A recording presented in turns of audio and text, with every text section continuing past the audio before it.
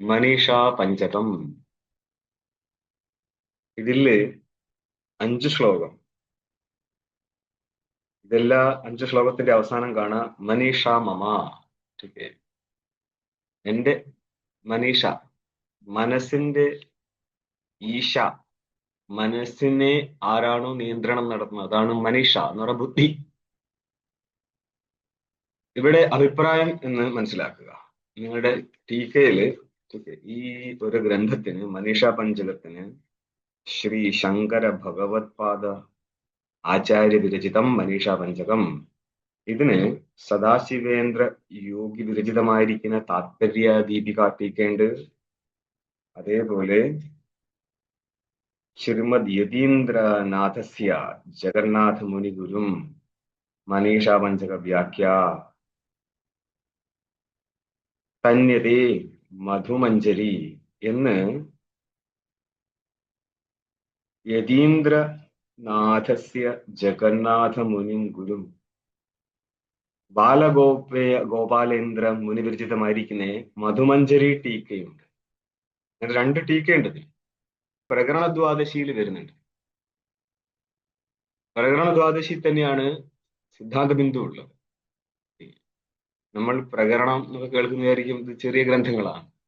അല്ല, നിങ്ങളുടെ ദ്വൈതസിദ്ധിയേക്കാൾ ബുദ്ധിമുട്ടാണ് സിദ്ധാന്ത ബിന്ദു. അതിന്റെ ടീക്ക വരുന്നത് അതിന്റെ ഭാഗമായിട്ട് തന്നെയാണ് ഈ മനീഷ പഞ്ചകം വരുന്നത്. അപ്പം മനീഷ എന്ന് പറഞ്ഞാല് നിങ്ങളുടെ അഭിപ്രായമാണ്. ഇങ്ങനത്തെ ഒരു 5 ശ്ലോകത്തിലൂടെയും മനീഷ മമ എന്നുള്ളത് കൊണ്ട് ഇതിന് പേര് വെച്ചത് മനീഷയുടെ പഞ്ചകം, അഭിപ്രായ പഞ്ചകമാണ്. ഇതിന്റെ ആദ്യത്തെ ശ്ലോകമാണ് ജാഗ്രസ്വപ്ന സുഷുപ്തിഷു സ്ഫുടതരാ യാ സംവിദുജൃംഭതേ യാ ബ്രഹ്മാദിപിപീലികാന്ത തനുഷു പ്രോതാ ജഗത് സാക്ഷിണി സൈവാഹം ന ജദൃശ്യ വസ്തുതി ദൃഢ പ്രജ്ഞാപി യസ്യാസ്തി ചേത് ചണ്ഡാലോസ്തു സദുദിജോസ്തു ഗുരുരി ഏഷാ മനീഷാ മമ. ഏഷാ മമ മനീഷ, ഇതെന്റെ അഭിപ്രായമാണ്. ഇതിന്റെ ഈ ഒരു ശ്ലോകം എഴുതാനായിട്ട് പിറകിലൊരു കഥയുണ്ട്. നമുക്ക് ഈ കഥാഭാഗം നിങ്ങൾക്ക് ടീക്കയിൽ കാണാം. ടീക്കയിലുള്ള ആൾക്കാർ ടീക്ക വെച്ച് മനസ്സിലാക്കുക. അവിടെ പറയും ഇഹ ഖലു പരമകാരുണികോ ഭഗവാൻ ശിവ അനർത്ഥം മകര ആകാരേ സംസാര സാഗരേ നിമഗ്നം ലോകം ഉദ്ദിധീർഷു കഥാചിത് കാശിം പ്രതി ഗച്ഛന്തം ആചാര്യം പ്രതി ചണ്ഡാലവേഷം ധൃത്വാ ജഗാമ. ഈ ശ്ലോകം ഉണ്ടാവാനുള്ള കാരണത്തെ അവതരിപ്പിക്കുകയാണ്. ഒരിക്കല്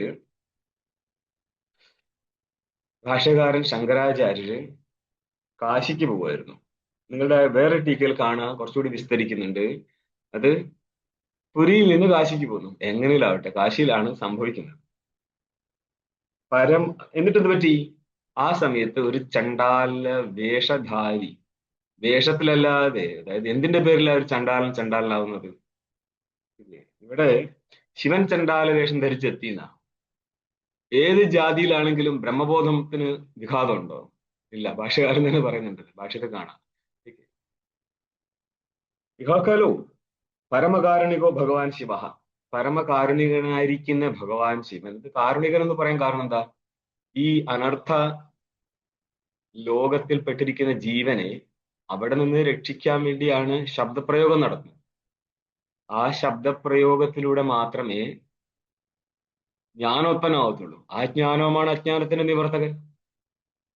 ഇതിനാണ് പറയുന്നത് ഭഗവാൻ ശിവ അനർത്ഥ മകരാകാരേ സംസാര സാഗരേ. അനർത്ഥമായിരിക്കുന്ന മകരം എന്ന് പറഞ്ഞാൽ മുതല. ആ അനർത്ഥ മകരാകാരത്തിലിരിക്കുന്ന സംസാര സാഗരത്തിൽ നിമഗ്നം ആണ്ടിരിക്കുന്ന ലോകം ഉദ്ദീർഷഹു. ലോകം ഉദ്ദേശിച്ചത് ലോകത്തിലിരിക്കുന്ന വ്യക്തികളെ, അതായത് ഈ സംസാരത്തിൽ പെട്ടിരിക്കുന്ന വ്യക്തികളെ ഉദ്ധരിക്കാൻ ഇച്ഛിച്ചും കൊണ്ട്. അതെങ്ങനെയാണ് ഉദ്ധാരണം? ഇവിടത്തെ ഈ ലോകത്തിൽ നിന്ന് ജ്ഞാനം വഴി മുക്തി എന്നുള്ളതാണ് ഈ ലോകത്തിൽ നിന്നുള്ള ഉദ്ധാരണം. ഇതിനെ ഉദ്ദേശിച്ചും കൊണ്ട് എന്ത് പറ്റി? കഥാചിത് കാശിം പ്രതി ഗച്ഛന്തം ആചാര്യം പ്രതി. ഒരിക്കൽ കാശിയിലേക്ക് പോകുന്ന ആചാര്യന്റെ അടുത്തേക്ക് ചണ്ടാല വേഷം ധൃത്വാ ജഗാമ. ചണ്ടാലന്റെ വേഷവും ധരിച്ച് ചെന്നെത്തി. അപ്പോൾ വഴിയിലതാ ചണ്ടാലൻ. ഓന്താര ഭാഷ്യകാരൻ. ഇവിടുത്തെ പ്രസംഗം എന്താണ്? ഒരു ചണ്ടാലനാണെങ്കിൽ മറ്റാരോ ചണ്ടാലനല്ല, അല്ലേ? എങ്കിൽ മാത്രമേ മുന്നോട്ടേക്കുള്ള കാര്യം സംഗതമാകത്തുള്ളൂ. അതായത് നമ്മൾ മറ്റൊരാളോട് ഒരു കാര്യം അഭിപ്രായപ്പെടുമ്പോൾ അതില് നമ്മൾക്ക് അവനോട് ഭയഭക്തി ബഹുമാനം വരാം, അല്ലെങ്കിൽ നികൃഷ്ട ബുദ്ധി വരാം എന്നേ പറയുന്നില്ലേ, ഉണ്ട് എന്നല്ല, വരാം. അപ്പൊ ഒരാളോട് മാറി നിൽക്കൂ എന്ന് പറയണമെങ്കിൽ അവിടെ എന്തായിരിക്കും? നികൃഷ്ട ബുദ്ധി ഉള്ളത് കൊണ്ടാണ് മാറി നിൽക്കൂ എന്ന് പറയുന്നത്. ഇനി ഇവിടെ കയറി പെയിന്റ് അടിക്കാൻ നിൽക്കണ്ട. കാരണം തിരിച്ചു ഉത്തരം കൊടുക്കുന്നത് ചണ്ടാലൻ. ആ ഉത്തരം കേട്ടാൽ മനസ്സിലാവും ചോദ്യകർത്താവൻ എന്തായിരുന്നു ഉദ്ദേശം എന്നുള്ളത്. എന്നപ്പോൾ ഉത്കൃഷ്ട ബുദ്ധി, ഏതിലാണ് ഉത്കൃഷ്ട ബുദ്ധി വരിക? ശരീരത്തിലാണോ ആത്മാവിലാണോ? ഉത്കൃഷ്ട എന്താണ്? ശരീരമാണോ ആത്മാവാണോ? ശരീരത്തിൽ. പക്ഷെ ഉത്കൃഷ്ടം ആത്മാവല്ലേ ശരീരത്തെക്കാൾ? ആണ്. പക്ഷെ ഉത്കൃഷ്ട ബുദ്ധി, ഞാൻ നിന്നേക്കാൾ ഉത്കൃഷ്ടൻ, അല്ലെങ്കിൽ ഞാൻ നിന്നേക്കാൾ അധമൻ എന്നുള്ള ബുദ്ധി എവിടെയാ? കേവല ശരീരത്തിലും അല്ല.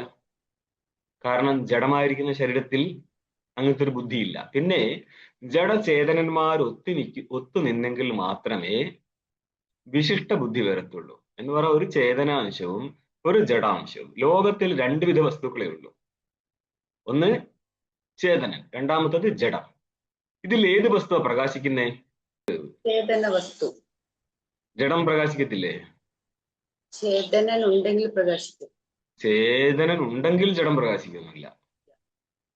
ചേതനൻ അവിടെ ഉള്ളത് കൊണ്ട് നിങ്ങൾക്ക് എല്ലാ വസ്തുക്കളുടെയും പ്രകാശം ഉണ്ടോ? അതുകൊണ്ടാണല്ലോ പ്രകാശിക്കുന്നത്. അത് നടക്കുന്നില്ല. ചേതനൻ പ്രകാശിപ്പിക്കുന്നു എന്നേ ഉള്ളൂ. ചേതനൻ ഉള്ളത് കൊണ്ട് എന്ന് പറയാൻ പാടില്ല. ചേതനൻ, അതായത് നിങ്ങളുടെ അദ്വൈതസിദ്ധി ഓടുന്ന ഭാഗം ഇതുമായിട്ട് ബന്ധപ്പെട്ടിട്ടാണ്. അധ്യസ്ഥമായിരിക്കുന്നത് എവിടെയാ? വിശിഷ്ട ചൈതന്യത്തില്. മായാവിശിഷ്ടനിൽ അധ്യസ്ഥമായിരിക്കുന്ന വസ്തുക്കളെ ആര് പ്രകാശിപ്പിക്കും? അതായത് ആവൃത ചൈതന്യത്തിലാണ് വിഷയങ്ങൾ അധ്യസ്ഥമായിരിക്കുന്നത്. അനാവൃത ചൈതന്യമായിരിക്കും വിഷയത്തെ പ്രകാശിപ്പിക്കുക. അതെങ്ങനെ? അനാവൃതമാവുമ്പോൾ ചൈതന്യം പ്രകാശിക്കും. ചൈതന്യം പ്രകാശിക്കുന്ന സമയത്ത് കൂടെ ഇരിക്കുന്ന ജഡവസ്തുവും പ്രകാശിക്കും. അപ്പോൾ രണ്ടിനും പ്രകാശമുണ്ട്. പക്ഷെ അവിടെ എന്താ വ്യത്യാസം? അതായത് ജഡവും പ്രകാശിക്കും, ചേതനും പ്രകാശിക്കും. ഇവിടെ വ്യത്യാസം എന്താണ്? ഈ ജഡം ചേതനൻ പ്രകാശിക്കുമ്പോൾ കൂടെ നിന്നേ പ്രകാശിക്കത്തുള്ളൂ. അതുകൊണ്ട് തന്നെ ചേതനാൽ പ്രകാശിപ്പിക്കപ്പെടുന്ന വസ്തുവാണ്. പ്രകാശിപ്പിക്കപ്പെടുമ്പോൾ അത് പ്രകാശിക്കുന്നുണ്ടോ?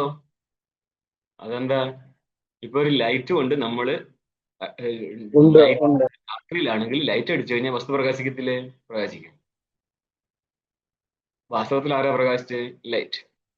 അതിനോട് കൂടെ ആര് പ്രകാശിച്ചു? വസ്തു പ്രകാശിച്ചു.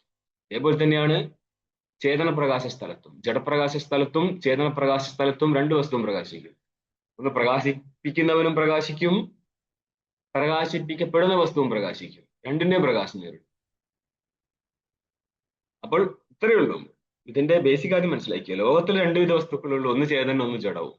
ജഡമായിരിക്കട്ടെ ചേതനാൽ പ്രകാശിപ്പിക്കപ്പെടുന്നതും, ചേതനായിരിക്കട്ടെ സ്വയം പ്രകാശ വസ്തുവാണ്. ആ ചേതനനെയും പ്രകാശിപ്പിക്കാൻ മറ്റൊരു ചേതനൻ ആവശ്യമായിരുന്നുവെങ്കിൽ അനവസ്ഥാദോഷം നേരിടും. അതിനെയും പ്രകാശിപ്പിക്കാൻ മറ്റൊന്ന്, അതിനെയും പ്രകാശിപ്പിക്കാൻ മറ്റൊന്ന്. അതുകൊണ്ട് തന്നെ ചൈതന്യം സ്വയം പ്രകാശ വസ്തുവായതിനാൽ അതിനെ പ്രകാശിപ്പിക്കാൻ പിന്നെ ഒരു വസ്തുവിന്റെ ആവശ്യമില്ല. അപ്പോൾ ഒന്ന് സ്വയം പ്രകാശനായിരിക്കും ചൈതന്യവും, ഒന്ന് ജഡമായിരിക്കുന്ന ഈ മിഥ്യാവസ്തുക്കളും. ഇങ്ങനെ ഇരിക്കെ എവിടെയാണ് നമ്മൾക്ക് അഹം, ഞാൻ എന്നുള്ള ബുദ്ധി ഉണ്ടാവുന്നത്? കേവല ചൈതന്യത്തിലോ അല്ല, കേവല ജഡത്തിലോ അല്ല. ഈ ചേതനും ജഡവും ചേർന്നിട്ട് അധ്യാസം അതായത് അധ്യാസത്താൽ മാത്രമാണ് നമ്മൾക്ക് അഹം എന്നുള്ള ബോധം പോലും സംഭവിക്കുന്നത്. ജാഗ്രതയിൽ നമ്മൾ ഈ സ്ഥൂല ശരീരത്തിൽ അഹം, ഞാൻ എന്ന് അഭിമാനിക്കുന്നു. സ്വപ്ന സമയത്ത് ഈ ജാഗ്രത ദേഹത്തില് അഭിമാനിച്ചതുപോലെ അഭിമാനിക്കാൻ പറ്റൂല. ഇവിടെയുള്ള അധ്യാസം നഷ്ടപ്പെട്ടു പോകും. ഈ ശരീരത്തിൽ അധ്യാസം നഷ്ടപ്പെടും. അപ്പോഴും മരിക്കുന്നുണ്ടോ? മരണമില്ല. മരിക്കാതെ തന്നെ എന്ന് പറയാൻ സ്വപ്നത്തിലേക്ക് കയറിയിരുന്നിട്ട് ഈ ശരീരത്തിൽ അഭിമാനിക്കാതെ ജീവൻ ഇരിക്കും. അഭിമാനിക്കാത്തത് കൊണ്ട് തന്നെ ഈ ശരീരത്തിൽ നിന്ന് ഉത്പന്നമാവേണ്ട സുഖദുഃഖങ്ങൾ ഉത്പന്നമാകത്തില്ല എന്ന് കരുതിയിട്ട് സുഖദുഃഖം ഇല്ലെന്ന് പറയരുത്. കാരണം എന്താ? സ്വപ്ന സമയത്ത് നമ്മൾ കാണുന്ന വസ്തുക്കൾക്കനുസരിച്ച് സുഖവും ദുഃഖവും ആ കണ്ട സാക്ഷിയായിരിക്കുന്ന ജീവന് അനുഭവപ്പെട്ടിട്ടുണ്ട്. പക്ഷെ അത് സംഭവിക്കുന്നപ്പോഴാ? ഈ ശരീരത്തിൽ ഇരിക്കുമ്പോഴേ ഉള്ളൂ. എന്ത് പറ്റി?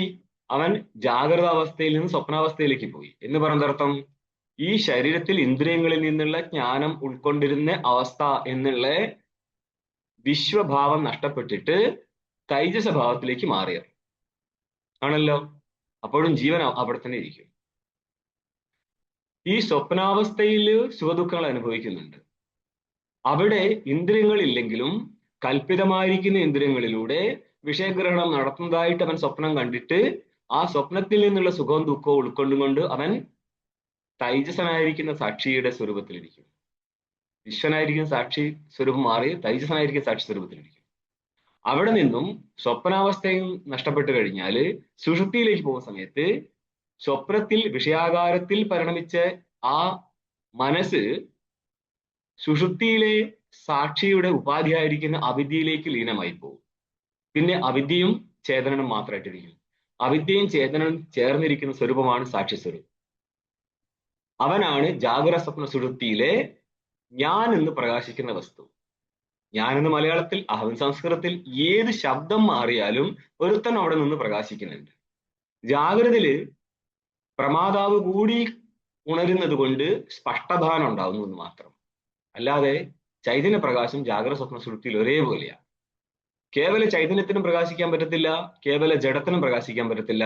അതുകൊണ്ട് തന്നെ സാക്ഷിപ്രകാശം എന്ന് പറയുന്നത് തന്നെ ചേതനനും ജഡവും ചേർന്നിരിക്കുന്ന സ്വരൂപമാണ്. അവിദ്യയും ചൈതന്യവും ചേർന്നിട്ട് അവിദ്യാവൃത്തി ഉത്പന്നമാകുമ്പോൾ മാത്രമേ സാക്ഷി സിദ്ധമാവത്തുള്ളൂ. പക്ഷെ നമ്മൾ കേവലനെ കാണിക്കാൻ വേണ്ടിയിട്ട് സാക്ഷി എന്നുള്ള ശബ്ദപ്രയോഗമാണ് നടത്താറ്. അതുകൊണ്ട് തന്നെ എങ്ങനെ മനസ്സിലാക്കണം? ആ സാക്ഷിയുടെ ഉപാധിയായിരിക്കുന്ന അവിദ്യയെ മാറ്റിയിട്ട് കേവലനെ മനസ്സിലാക്കണം. ഇങ്ങനെ ഒരു കേവലനെ മനസ്സിലാക്കിയ വ്യക്തി ഈ ജഗത്തിന്റെ സത്യതയെ മനസ്സിലാക്കുമോ? ജഗത്ത് സത്യമെന്ന് നമ്മൾക്ക് തോന്നുന്നുണ്ടോ? ഉണ്ട്. കയറില് സർപ്പം കാണുന്ന സമയത്ത് വ്യക്തിക്ക് സർപ്പം ഉണ്ട് എന്നല്ലേ തോന്നുന്നത്? അതെ. അത് കയറ് മാത്രമാണ് തിരിച്ചറിഞ്ഞു കഴിഞ്ഞാൽ പിന്നെ സർപ്പത്തെ കാണുമോ? ഇല്ല. ഇത് നിരുപാധിക അധ്യാസ ദൃഷ്ടാന്തമാണ്. സ്വാഭാവിക അധ്യാസ സ്ഥലത്തെത്തുമ്പോൾ സ്ഫടികത്തിലെ ജപാകുസുമം കാരണം നമ്മൾ കാണുന്ന രക്തിമ എന്ന് പറയാൻ സ്ഫടികത്തിന്റെ അടുത്ത് വെള്ള സ്ഫടികമാണ്, അതിൻ്റെ അടുത്ത് ഒരു ചെമ്പരത്തി വെച്ചപ്പോൾ നമ്മൾ സ്ഫടികത്തെ രക്തവർണ്ണത്തിൽ കണ്ടു അല്ലേ? അതിന് തിരിച്ചറിയുമ്പോൾ, അതായത് സ്ഫടികം വെള്ളയാണ് രക്തമല്ല എന്ന് തിരിച്ചറിയുമ്പോഴും നമ്മൾക്ക് എന്ത് കാണാം? സ്ഫടികത്തെ രക്തമായിട്ട് തന്നെ കാണാം. എന്ന് കരുതിയിട്ട് നമ്മൾ ആ സ്ഫടികം രക്തമാണെന്ന് നിശ്ചയിക്കുകയോ ധരിക്കുമോ? ഇല്ല. കാണാൻ പറ്റുമോ? കാണാൻ പറ്റും. ഈ സ്ഥിതിയിലാണ് ഞാൻ ഇരിക്കുന്നത്. ജഗത്ത് കാണാം, പക്ഷെ എന്താണ് പ്രശ്നം? അങ്ങനത്തെ ഒരു ജഗത്തില്ല. ഏതുപോലെ? സ്ഫടികത്തിലെ രക്തിമ കാണാം, പക്ഷെ ഇല്ല. വിചിത്രമായിരിക്കുന്ന ഒരു അനുഭവമാണ് ജ്ഞാനിയുടെ ജഗത്തിനെ സംബന്ധിച്ച്. ഇല്ലാത്ത ശരീരത്തിൽ, ഇല്ലാത്ത ലോകത്തില് അധ്യാസത്തിന്റെ അനുവൃത്തി നടക്കുന്നത് കൊണ്ട്, അധ്യാസമല്ല ബാധികാനുവൃത്തി, അതും അധ്യാസവും ഒരു നഷ്ടപ്പെട്ടിട്ട് പോലും അനുവൃത്തി നടക്കുകയാണ്. ബാധിത അധ്യാസത്തിന്റെ അനുവൃത്തിയാണിത്. നമ്മൾക്കിപ്പോൾ അബാധിതമായിരിക്കുന്ന അധ്യാസം നടന്നു കൊടുക്കുകയാണ്. ജ്ഞാനിക്ക് ബാധിക്കപ്പെട്ട അധ്യാസമാണ്, എന്നിട്ടും അനുവൃത്തിക്ക് ഒരു മാറ്റം ഉണ്ടാകത്തില്ല. ഈ അവസ്ഥയിൽ ഇരിക്കുമ്പോൾ ഇനി കണ്ടോ, ആർക്കെങ്കിലും പറയോ, കണ്ടോ എന്റെ കയ്യിൽ എന്താണ് ചുമന്ന സ്ഫടികം കൊണ്ടുവന്ന് ആരോടെങ്കിലും പറയോ? ഇല്ലല്ലോ. ഇതേപോലെയല്ലേ ജ്ഞാനിക്ക് ശരീരമല്ലല്ലോ ആത്മാ? നിശ്ചയമുണ്ടോ? ഉണ്ട്. ജഗത്ത് മൊത്തം ബ്രഹ്മമയമാണ്, ജഗത്തില്ല എന്ന് നിശ്ചയമുണ്ടോ? ഉണ്ട്. കാരണം ബ്രഹ്മത്തിൽ അധ്യസ്ഥമായിരിക്കുന്ന ചിത്തം, ആ ചിത്തമാണ് സകല ലോകാകാരത്തിൽ പരിണമിച്ചിരിക്കുന്നത്. എപ്പോൾ? അവിദ്യാകാലത്ത്. വിദ്യാകാലത്ത് ലോകാകാരത്തിൽ പരിണമിച്ചിരിക്കുന്ന ചിത്തം ബ്രഹ്മസ്വരൂപത്തിലേക്ക് പിന്തിരിയുന്നതുകൊണ്ട് പിന്നെ ജഗത്ത് അവശേഷിക്കത്തില്ല. പാരമാർത്ഥികമായിട്ട് ജ്ഞാനിക്ക്. വ്യാവഹാരിക ദശ മുൻനിർത്തിക്കൊണ്ട് മാത്രമാണ് നമ്മൾ പറയുന്നത് എന്ത്? സ്ഫടികത്തിലെ രക്തിമ പോലെ. പാരമാർത്ഥികമായിട്ട് എന്താ? ഞാൻ ബ്രഹ്മസ്വരൂപമായതുകൊണ്ട് ജഗത്ത് പോലും നിൽക്കത്തില്ല. ഈ ഒരു തിരിച്ചറിവുള്ള വ്യക്തി പിന്നെ ഈ ജഗത്തിനെ പാരമാർത്ഥികമായിട്ട് കാണുമോ? കാണത്തില്ല. കണ്ടിട്ടില്ലെങ്കിൽ പിന്നെ ചണ്ടാലനെന്നും ഞാൻ ബ്രാഹ്മണനും എന്നുമുള്ള ബുദ്ധി ഉണ്ടാവാൻ പാടുണ്ടായിരുന്നോ? പാടില്ല. പാടില്ലായിരുന്നു. പിന്നെ പറയാൻ പറ്റുമോ ചണ്ടാലനോട് മാറി നിൽക്കുമെന്ന്? എന്തിന്റെ പേരിലാണ് മാറി നിൽക്കേണ്ടത്? ഇതാണ് ചണ്ടാലൻ ചോദിക്കുന്നത്. ചണ്ടാലിന്റെ ചോദ്യം നിങ്ങൾക്ക് മനുഷ്യവഞ്ചകത്തിലില്ല, അതിന് ടീക്കയിലാണ് അവതരിപ്പിക്കുന്നത്. നിങ്ങൾ ടീക്ക മുന്നോട്ട് നോക്കിയോ. തതോ ജഗാദ ഭഗവാൻ ആചാര്യ. ഇത്രയും ചണ്ടാലനല്ല എടുത്തെത്തിയത്. വിശിഷ്ട ശരീരത്തോടു കൂടി ഇരിക്കുന്ന ബ്രാഹ്മണന്റെ അടുത്ത് ചണ്ടാലൻ വരികയോ? നിങ്ങളുടെ ഉപനിഷത്തിന്റെ ക്രമവും ഈ മനുഷ്യ പഞ്ചകത്തിന്റെ ക്രമവും രണ്ടെന്റിലാണ്. ഉപനിഷത്തിൽ ജാതി മുൻനിർത്തിക്കൊണ്ട് മാത്രമാണ് ചർച്ച. അതെന്താ പ്രശ്നം എന്ന് പറഞ്ഞാല്, നിങ്ങളുടെ ബൃഹദാരണ്യകത്തില് 2-ാം അധ്യായത്തില് അജാതശത്രുവിന്റെയും ബാലാകിയുടെയും സംവാദം വരുന്നുണ്ട്. അവിടെ ജ്ഞാനിയായിരിക്കുന്ന അജാതശത്രു താൻ ക്ഷത്രിയനാണെന്നും വന്നിരിക്കുന്ന ബാലാകി ബ്രാഹ്മണനാണെന്നും മാനിച്ചും കൊണ്ട് തന്നെയാണ് വ്യവഹരിക്കുന്നത്. ഇതാണ് ജാതിവാദികൾക്കുള്ള പിടിവള്ളി. എന്ത്? ജ്ഞാനിയാണെങ്കിൽ പോലും ജാതി തൂത്താ മാറൂല എന്ന് പറയത്തില്ലേ? ഈ സംഭവം കൊണ്ടച്ചു വെക്കുന്നത്. ഇല്ലെങ്കിൽ ബ്രഹ്മജ്ഞാനിയായിരിക്കുന്ന ക്ഷത്രിയൻ എന്താണ് മാനിക്കേണ്ടത്? നീയും ബ്രാഹ്മണനല്ല, ഞാനും ബ്രാഹ്മണനല്ല, ബ്രഹ്മസ്വരൂപത്തിൽ അധ്യസ്ഥമാണ് എന്ന് പറയേണ്ട സ്ഥലത്ത് ഉപനിഷത്ത് പറയുന്നത് നിന്നെ ഉപനയനം നടത്തിക്കാതെ തന്നെ ഞാൻ ഉപദേശിക്കാം എന്നുള്ളതാണ്. ഇതൊരു വകുപ്പ്. പക്ഷെ ഈ ഒരു മന്ത്രത്തെ മുൻനിർത്തിയിട്ട് ആര്യ സമാജക്കാരുടെ വ്യാഖ്യാനം വരുന്ന സമയത്ത് അവിടെ ഇതിൽ നിന്ന് വ്യത്യാസം വരും. കാരണം 2 വിധത്തിൽ ഉപദേശം കൊടുക്കാം. ഉപനയനത്തോടു കൂടി ഉപദേശം കൊടുക്കാം, ഉപനയനമില്ലാതെ ഉപദേശം കൊടുക്കാം എന്നാണ് അവരുടെ വ്യാഖ്യാനം. അതുകൊണ്ട് തന്നെ രാജ മുമ്പ് ബാലാജി ഉപനയനം നടത്തിയിട്ടുണ്ട് എന്നുള്ളത് കൊണ്ട് ഉപനയനം നടത്താതെ ചെയ്യുന്നു. പക്ഷെ വേറൊരു കാര്യം, മറ്റൊരിടത്ത് നിന്ന് ഉപനയനം നടത്തിയാലും ഗുരു മാറിക്കഴിഞ്ഞാല് ഗുരു പിന്നെയും ഉപനയനം ചെയ്യിക്കാറുണ്ട്. എന്നിട്ട് പഠിപ്പിക്കും. അങ്ങനെയൊക്കെ ഇതിന്റെ ക്രിയാഭാഗം വരുന്നുണ്ട്. ഇപ്പൊ സന്യാസം ഒരു വട്ടം കൊടുത്തു, വേറൊരു ഗുരു പിന്നെ സന്യാസം കൊടുക്കുന്നില്ലേ? കൊടുക്കുന്നുണ്ട്. അതെങ്ങനെ സംഭവിക്കും? കാരണം 1-ാം സന്യാസം എടുക്കുന്ന സമയത്ത് തന്നെ നിങ്ങൾ നിങ്ങളുടെ ഗോത്രം, വർണ്ണം ഇതെല്ലാം ത്യജിച്ച് സ്വപിണ്ഡം വെച്ച വ്യക്തി പിന്നെ എങ്ങനെ 2-ാമത്തെ പിണ്ഡം വെക്കും എന്ന് പറഞ്ഞാൽ അടുത്ത കർമ്മം എങ്ങനെ നടത്തും? കാരണം അധികാരമില്ലല്ലോ. കർത്തൃത്വം, ഈ വൈദിക കർമ്മത്തിലെ അധികാരമല്ലേ മുമ്പ് കളഞ്ഞത്. പിന്നെ എവിടുന്ന് കിട്ടിയ 2-ാമത് കർമ്മം ചെയ്യാൻ? ആ ഒരു കർമ്മ സ്ഥലം ഇല്ലെങ്കിൽ പിന്നെ എങ്ങനെയാണ് സന്യാസമ്പന്നാവുന്നത്? എന്തിനും കൊടുക്കാറില്ലേ? കൊടുത്തിട്ടുണ്ട്. അത് കാശികാഞ്ച പോലെയുള്ള ആൾക്കാർ പോലും കൊടുത്തിട്ടുണ്ട്. അതിന്റെ അർത്ഥം എന്താ?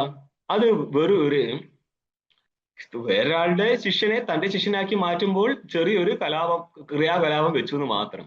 അതിനൊന്നും ബേസിക് ആയിട്ട് ഒരു സാധനം പറയാൻ പറ്റത്തില്ല. അതാണ് ചോദിക്കുന്നത്, ഒരു ഘട്ടം എത്ര വട്ടം പൊട്ടും എന്നുള്ളത്. നിങ്ങൾ വിചാരിക്കും പല വട്ടം പൊട്ടിക്കാൻ പറ്റൂല. ഒരു ഘടത്തിന്റെ ചെറിയൊരു കഷ്ണം പൊട്ടിയാൽ പോലും ആ ഘടമല്ല പിന്നിരിക്കുന്നത്. നൈയായികൻ പറയുന്നത് ആ ഘടം ആരുണ്ടാക്കിയതാ? കുലാലൻ ഉണ്ടാക്കിയതല്ല, ഈശ്വരൻ ഉണ്ടാക്കിയതാണ്. അതിന് ഖണ്ഡഘടം എന്ന് പറയും. അതേപോലെ തന്നെ ഒരിക്കൽ സന്യസിച്ച വ്യക്തിക്ക് പിന്നെ സന്യസിക്കാൻ ഇടപാടില്ല. പിന്നെന്താണ്? വ്യവഹാരത്തിൽ അങ്ങനെയൊക്കെ സംഭവിക്കാറുണ്ടെന്ന് മാത്രം. ഇവിടെ എന്താണ് പ്രശ്നം? ഈ ശരീരത്തിൽ അഹംബുദ്ധി ഇല്ലാതെ ബ്രഹ്മത്തിൽ അഹംബുദ്ധി വന്നു പോയ ആചാര്യൻ, അതെന്തുകൊണ്ടാ? ജ്ഞാനത്താൽ സംഭവിക്കുന്നതാണ്. അങ്ങനെ ഇരിക്കെ എന്ത് പറയണു? ഹേ ചണ്ടാല, അധമ. ചണ്ടാല എന്ന് മാത്രല്ല, അധമ, അധമനായിരിക്കുന്ന ചണ്ടാല, ഇതോ ദൂരം ഗച്ഛ ഗച്ഛ, ഇവിടെ നിന്ന് മാറി പോകൂ. ടീകാകാരൻ സ്പഷ്ടീകരിക്കുന്നുണ്ട്, ഇതോ ദൂരം, മാറടാ, മാറിയിക്കടാ അങ്ങോട്ട്. ഇതുമായിട്ട് ബന്ധപ്പെടുത്തിയിട്ടേ, ഇതൊരു ചണ്ടാലനും ഒരു ശങ്കരനും മാത്രമല്ല ഇവിടെ നിൽക്കുന്നത്. നിങ്ങളുടെ കേരള സൊസൈറ്റി നിങ്ങളെ മുന്നിൽ നിൽക്കുന്നുണ്ട്. നിങ്ങൾക്ക് ക്ഷേത്രത്തിൽ ആ ക്ഷേത്ര പൂജാരി അല്ലാതെ ക്ഷേത്രത്തിന്റെ ഉള്ളിലേക്ക് വേറെ ആർക്കും കിടക്കാൻ പറ്റുമോ? പറ്റത്തില്ല. ക്ഷേത്ര പൂജാരി പ്രസാദം നെറ്റ് കാണിച്ചാൽ എറിഞ്ഞു കൊള്ളിക്കുന്ന പൂജാരി ഇത്രയും കറക്റ്റ്, ഇത് വേറെ എവിടെയും കിട്ടുമോ? പറ്റൂല. ഈ മലയാളി നോർത്ത് ഇന്ത്യയിലേക്ക് പോയാല്, പക്ഷെ മലയാളി പോയ എല്ലാ ഇടവും വൃത്തികേടാക്കാറുണ്ട്. മലയാളി കൂടുതൽ പോകുന്നതുകൊണ്ടാണ് ഈ സിസ്റ്റം മൂകാംബികയിലുള്ളത്, കന്യാകുമാരിയിലുള്ളത്. അവിടുന്ന് കുറച്ചും കൂടി മുന്നേറ്, തമിഴ്നാടിന്റെ ഏരിയ ആണെങ്കിലും കർണാടകയിലാണെങ്കിലും ഗർഭഗൃഹം വരെ കയറാം. കാശിയിലെ ഇങ്ങനെ ഉണ്ടല്ലോ, കാശിയിലെ ശിവേട്ടനാണല്ലോ, ഇങ്ങരുടെ ക്ഷേത്രത്തിന്റെ ഉള്ളിൽ കയറാൻ പറ്റുമോ? കാശി ക്ഷേത്രത്തിന്റെ ഉള്ളിൽ ആൾക്കാർക്ക് കയറാൻ പറ്റുമോ? പറ്റും. ശിവലിംഗത്തിന്റെ തലയ്ക്ക് മണ്ടയ്ക്ക് അടിക്കാൻ പറ്റുമോ? പറ്റും. നിങ്ങൾ കൊണ്ടുപോകുന്ന ദ്രവ്യം അതിന്റെ ആ ശിവലിംഗത്തിൽ ഒഴിക്കാൻ പറ്റുമോ? പറ്റും. പണ്ട് കരപാത്രി എന്നൊരു സന്യാസി ഉണ്ടായിരുന്നു. ഓക്കെ. അങ്ങേർക്ക് ബോധോദയം ഉണ്ടായി. അങ്ങേര് പറഞ്ഞു, ഇങ്ങനെ വിട്ടാൻ പറ്റൂല. ഇങ്ങനെ ഓപ്പൺ ആയിട്ട് ശിവൻ ദർശനം കൊടുക്കുമ്പോൾ നികൃഷ്ട ജാതികൾ വന്ന് ശിവനെ തൊട്ട് അശുദ്ധമാക്കും. ആ സമയത്തും അവിടെയും ബോധം വിവരമുള്ള ആൾക്കാരുണ്ടായിരുന്നു. അവിടെ സുധാംശു എന്നൊരു ആചാര്യൻ ഉണ്ടായിരുന്നു. അങ്ങേരുടെ ചേട്ടനാണ് ഭാരതീ തീർത്ഥ. സുധാംശുജിയൊക്കെ നേപ്പാളിൽ നിന്ന് വന്നതാണ്. അവരൊക്കെ ഈ ഗംഗയിലെ ലളിതാ ഘാട്ട്, ഗംഗയുടെ തീരത്ത് കാശിയിൽ, ആ ലളിതാ ഘാട്ടിന്റെ അടുത്തുള്ള ആശ്രമത്തിലായിരുന്നു ഈ ഭാരതീ തീർത്ഥജിയൊക്കെ താമസിച്ചത്. ഓക്കെ. അങ്ങനെയുള്ള സമയത്ത് നമ്മൾ അവിടെ ക്ലാസ്സിന് പോകാറുണ്ടായിരുന്നു. അവിടെ ദിവ്യചൈതന്യജി ക്ലാസ് എടുക്കുകയായിരുന്നു. അപ്പോൾ കേട്ട കഥയാണ്. എന്തുപറ്റി? മറ്റുള്ളവൻ കയറാൻ പാടില്ലല്ലോ. അപ്പോൾ ഈ ഭാരതീ തീർത്ഥജിയൊക്കെ തിരിച്ചു വെച്ച്, ശിവശബ്ദത്തിന് എന്താണ് അർത്ഥം? മംഗളം. മംഗള സ്വരൂപനാണ്, ഇതിനെ എങ്ങനെ അമംഗളനാക്കാൻ പറ്റുമെന്ന് പറ. മംഗളരൂപ അമംഗളഹാരി. അതുകൊണ്ട് ആ ഏത് ജാതി തൊട്ടാലാണ് ശിവൻ അമംഗളമായി പോകുന്നത്? അങ്ങനെ തിരിച്ചടിക്കാൻ ആളുള്ളത് കൊണ്ട് കരപാത്രിക്ക് കലിപ്പ് കയറി. അങ്ങനെയാണ് കരപാത്രി അവിടുന്ന് ഒരു 1.5 കിലോമീറ്റർ ദൂരത്തില് കേദാർ ഘാട്ട് എന്നും പറഞ്ഞിട്ടുള്ള സ്ഥലത്ത് കേദാരേശ്വരനെ സ്ഥാപിച്ചു. ഇത് എന്റെ ശിവനാണ്, ഇത് കരപാത്രിയുടെ ശിവനാണത്. അങ്ങനെ കരപാത്രിയുടെ ശിവനെ കാണാൻ കുറച്ചു പേര് പോവും, ലീവ് കിട്ടിയാ പോവാന്ന് പറഞ്ഞ പോലെ. ഈ എല്ലാവരും തൊട്ട് അശുദ്ധമാക്കുന്ന ഈ കാശിയിലെ ശിവന്റെ അടുത്ത് അപ്പോഴും തള്ളും തിരക്കുമാണ്. പഴയ പോലെയല്ല, ഇന്ന് ഒടുക്കത്തെ തിരക്കാണ് അതിന്റെ ഉള്ളിൽ. ഞാൻ പറഞ്ഞു വന്നത്, നമ്മൾ ഈ ചണ്ടാലനെയും ശിവനെയും ഒക്കെ കേൾക്കും, പക്ഷെ നമ്മളുടെ ആചാരബുദ്ധി മാറിയിട്ടില്ല. എന്ത്? ചണ്ടാല മാറി നിൽക്കൂ എന്നുള്ള ബുദ്ധി മാറിയിട്ടില്ല. നിങ്ങൾ പറയുന്നത് ആധ്യാത്മികത ക്ഷേത്രത്തിലാ തുടങ്ങുന്നത്. ക്ഷേത്രത്തില് ഈ ചണ്ടാലിന്റെ വിപരീതമായിരിക്കുന്ന സിദ്ധാന്തമാണുള്ളത്. നീ വേ ഞാൻ റേ, നീ നികൃഷ്ടൻ, അതുകൊണ്ട് തൊടാൻ പാടില്ല. തൊട്ടാൽ കുളിക്കേണ്ട ഗതികേടിലാണ് പൂജാരിയോട്. അത് ഏത് വർണ്ണത്തിലുള്ള പൂജാരി ആണെങ്കിലും പിന്നെ പോയി കുളിച്ചേ പറ്റത്തുള്ളൂ. അതെന്തുകൊണ്ടാ കേരളത്തിൽ ഇങ്ങനൊരു പ്രശ്നം? ആ കല്ല് ദേവതയായിരുന്നുവെങ്കിൽ ക്ഷേത്രത്തിൽ നടത്തുന്ന ഗണപതി ഹവനത്തിന് എന്തുകൊണ്ടാണ് ആ കല്ലിലേക്ക് പ്രസാദം കുത്തിത്തിരികാത്തത്? എന്തിനാണ് ഗണപതി ആവാഹനം നടത്തിയത്? നിങ്ങൾക്ക് ഉത്തരം തരാൻ പറ്റുമെങ്കിൽ തന്ത്രികൾക്ക് തരാം കേട്ടോ. കല്ലായിരുന്നുവെങ്കിൽ, അപ്പൊ കല്ലല്ലായിരുന്നുവെങ്കിൽ പിന്നെ എന്ത് വിശേഷമുള്ളത് അതിനുള്ള ആൾക്കാർ കയറുന്നതിൽ? ഇല്ലല്ലോ, കയറാൻ പാടില്ല. ഈ കല്ലിലുള്ള ചൈതന്യം എന്ന് പറഞ്ഞിട്ട് പ്രത്യേക ചൈതന്യം ഉണ്ടോ? ഇല്ലല്ല. ഇതിനേക്കാട്ട് ആൾക്കാർ പോകുന്നതല്ലേ കാശിയിൽ, അവിടെ ഉള്ളിൽ കയറാലോ. കേരളക്കാരന്റെ ക്ഷേത്രത്തിൽ എന്ത് സംഭവിച്ചു? നിങ്ങൾ ഈ ചണ്ടാല സിദ്ധാന്തമൊക്കെ പഠിച്ചിട്ട് ഈ എവിടെയാണോ നന്നായത്? അതുകൊണ്ടല്ലേ ഈ മനീഷ പഞ്ചകം പഠിപ്പിച്ച വ്യക്തി കഴിഞ്ഞ ദിവസം കോഴിക്കോട് തന്റെ കാല് കഴുകിയിട്ട് മറ്റുള്ളവരെ കൊണ്ട് വെള്ളം കുടിപ്പിച്ച്? ശരീരത്തിലെ മഹത്വം മനസ്സിലാക്കിയിട്ടുണ്ടെങ്കിൽ എന്ത് മനീഷ പഞ്ചകം? മനീഷ പഞ്ചകം എന്താ സംസാരിക്കുന്നത്? അതാണ് നമുക്ക് അടുത്ത വേണി നോക്കുന്നത്. ഇതോ ദൂരം ദൂരം ദൂരം ഗച്ഛ ഗച്ഛ, ഇവിടുന്ന് മാറി നിൽക്കി. തതശ്ച ചണ്ടാലവേഷ മണ്ഡിത ശിവ പ്രാഹ. ഇത് കേട്ടപ്പോൾ ചണ്ടാലവേഷധാരിയായിരിക്കുന്ന മണ്ഡിത യുക്ത വേഷധാരിയായിരിക്കുന്ന ശിവൻ തിരിച്ചു ചോദിക്കുകയാണ്, അന്നമയാദന്നമയം അഥവാ ചൈതന്യമേവ ചൈതന്യാത് യതി വര ദൂരീകർത്തും വാഞ്ചസി കിം ബ്രൂഹി ഗച്ഛ ഗച്ഛേതി. അന്നത്തിൽ നിന്ന് ഉത്പന്നമായതുകൊണ്ട് അന്നമയമാണ് ശരീരം, അല്ലേ? തത്വബോധത്തിൽ തന്നെ വരും. അന്നത്തിൽ നിന്ന് ഉത്പന്നമായി അന്നത്തിൽ നിന്ന് വളർന്ന് അന്നമയമായിരിക്കുന്ന പൃഥ്വിയിൽ ആരാണോ ലയിച്ചു പോകുന്നത് അതാണ് അന്നമയ കോശ. ഇങ്ങനെ ഇരിക്കുന്ന അന്നസ്വരൂപനായിരിക്കുന്ന ഈ ശരീരം, തന്റെ ശരീരമോ? സ്വർണ്ണമയമാണോടു? തിരിച്ചതാണ് ചോദ്യം. എന്റെ ശരീരം അന്നമയമാണ്, തന്റെ ശരീരം സ്വർണ്ണമയമാണോ? അതുകൊണ്ട് അന്നമയാത് അന്നമയം ദൂരീകർത്തും വാചസി, അതുമായിട്ട് അന്വയിക്ക്. അന്നമയമായിരിക്കുന്ന ശരീരത്തിൽ നിന്ന്, നിന്റെ അന്നമയമായിരിക്കുന്ന ശരീരത്തിൽ നിന്ന് എന്റെ അന്നമയമായിരിക്കുന്ന ശരീരത്തെ ദൂരം പോകാനാണോ നീ പറയുന്നത്? ഒന്ന്. അഥവാ ചൈതന്യമേവ ചൈതന്യ ദൂരീകർത്തും വാചസി, രണ്ടാമത്തത് അന്വയിക്ക്. ഒരു ചൈതന്യത്തിൽ നിന്ന് മറ്റൊരു ചൈതന്യത്തെ ദൂരം ചെയ്യാനാണോ നീ ഇച്ഛിക്കുന്നത്? ഇപ്പൊ ലോകത്തിൽ രണ്ടു വിധ വസ്തുവുള്ളൂ, ഒന്ന് ചൈതന്യവും ഒന്ന് ജഡവും. ജഡമായിരിക്കുന്ന ഈ ശരീരം ഇത് അന്നമയമാണ് എന്ന് പറഞ്ഞാല് ചൈതന്യത്തിൽ അധ്യസ്ഥമായിരിക്കുന്ന മായ, ആ മായയെ തന്നെ നമ്മൾ മൂന്നാക്കി മാറ്റുന്നുണ്ട്. അതില് തമപ്രധാനമായിരിക്കുന്ന മായ, അതിൽ നിന്ന് ഉത്പന്നമാവുകയാണ് അപഞ്ചീകൃത പഞ്ചമഹാഭൂതങ്ങള്. അപഞ്ചീകൃത പഞ്ചമഹാഭൂതങ്ങളെ പിടിച്ച് പഞ്ചീകരിച്ചു കഴിഞ്ഞാൽ സ്ഥൂല ശരീരം നിർമ്മിക്കാൻ പറ്റും. പഞ്ചീകൃത പഞ്ചമഹാഭൂതങ്ങളിൽ നിന്നാണ് സ്ഥൂല ശരീരം ഉത്പന്നമാവുന്നത്. ആ സ്ഥൂല ശരീരം എന്തിനാ? ആ ജീവന്റെ ഭോഗത്തിന് വേണ്ടിയിട്ടാണ്. ദേവതകൾക്ക് സ്ഥൂല ശരീരം ഉണ്ടോ? പറ, വേഗം പറ, അറിയില്ല. ദേവതകൾക്ക് സ്ഥൂല ശരീരം ഇല്ല. ഇത്രയും കാലം വേദാന്തം പഠിച്ചിട്ട് ഇതാണ് മനസ്സിലായത് അല്ലേ? ദേവതകൾക്ക് സ്ഥൂല ശരീരം ഇല്ല. ദേവതകളുടെ സൃഷ്ടി എവിടുന്ന് വരുന്നതാ? ഹിരണ്യഗർഭനിൽ നിന്നല്ല, വിരാടിൽ നിന്നാ. വിരാട് സമഷ്ടി സ്ഥൂല ശരീരാഭിമാനിയാണ്. അതുകൊണ്ട് മുന്നോട്ട് വരുന്നത് സ്ഥൂല ശരീരം തന്നെയായിരിക്കും. മനസ്സിലായോ? അപ്പം ദേവതകൾക്കും സ്ഥൂല ശരീരമുണ്ട്. എന്തുകൊണ്ടാണ് കാണാത്തത്? അത് ആകാശം സ്ഥൂലമായിട്ടും കാണാൻ പറ്റുന്നുണ്ടോ? പറ്റത്തില്ല. വായു സ്ഥൂലമായിട്ടും കാണാൻ പറ്റുന്നുണ്ടോ? പറ്റത്തില്ല. സ്ഥൂലം എന്ന് പറഞ്ഞാൽ പഞ്ചീകൃതം എന്നർത്ഥം. അതുപോലെ തന്നെ പഞ്ചീകൃതമായിരിക്കുന്ന ശരീരം ദേവതകൾക്കുണ്ട്, ലിംഗശരീരവും ദേവതകൾക്കുണ്ട്. മനസ്സിലായോ? പക്ഷേ ദേവതാ കൃപ എന്നൊക്കെ വരുമ്പോൾ മാത്രമാണ് ആ ഭക്തന് ശരീരം കാണിച്ചു കൊടുക്കുന്നത്. ഏതുപോലെ സമഷ്ടി ശരീരത്തെ കാണിക്കുന്നുണ്ട് ആര്? ശ്രീകൃഷ്ണേട്ടൻ. ഓക്കെ, ആ ശ്രീകൃഷ്ണൻ പരമാത്മാവാണ്, ദേവത ജീവനാണ്. ജീവനായതുകൊണ്ട് തന്നെ ലിംഗശരീരം ഉണ്ടാവും, സ്ഥൂല ശരീരം ഉണ്ടാവും. അത് സ്ഥൂലത്തിൽ സൂക്ഷ്മമായതുകൊണ്ടാണ് കാണാൻ പറ്റാത്തത്. അതുകൊണ്ട് തന്നെ കല്ലല്ല, കല്ലിൽ നിന്നും വ്യതിരിക്തമായിട്ട് ദേവത സ്ഥൂല ശരീരത്തോടു കൂടി ഇരിക്കുന്നുണ്ട് മക്കളെ. അതിനെയാണ് ആവാഹിക്കുന്നത്, അല്ലാണ്ട് സൂക്ഷ്മ ശരീരത്തെ അല്ല ആവാഹിച്ചു പിടിക്കുന്നത്. സൂക്ഷ്മ ശരീരം യുക്തമായിരിക്കുന്ന സ്ഥൂല ശരീരം ദേവതകൾക്കുണ്ട്. അപ്പോൾ ചോദിക്കുകയാണ്, ഈ അന്നമയത്തിൽ നിന്ന് അന്നമയമായിരിക്കുന്ന ശരീരമാണോ മാറ്റേണ്ടത്, അഥവാ ചൈതന്യത്തിൽ നിന്ന് ചൈതന്യമാണോ?